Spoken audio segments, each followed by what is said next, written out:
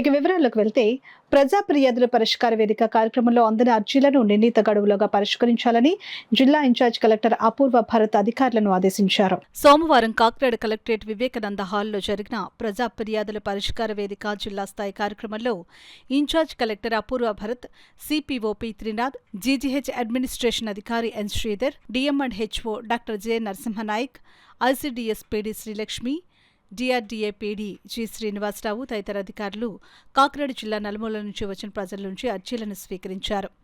ఈ అర్జీలను ఆయా శాఖల అధికారులకు సూచిస్తూ వాటిపై సత్వరం సమగ్రమైన విచారణ చేపట్టి తగిన పరిష్కారం అందించాలని ఇన్ఛార్జ్ కలెక్టర్ అధికారులను ఆదేశించారు.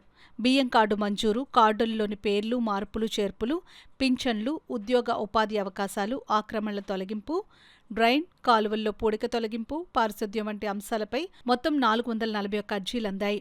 ఈ సందర్భంగా ఇన్ఛార్జ్ కలెక్టర్ అపూర్వ భరత్ మాట్లాడుతూ పీజీఆర్ఎస్ కార్యక్రమంలో ప్రజల నుంచి అందిన అర్జీలను సకాలంలో పరిష్కరించాలని అన్నారు.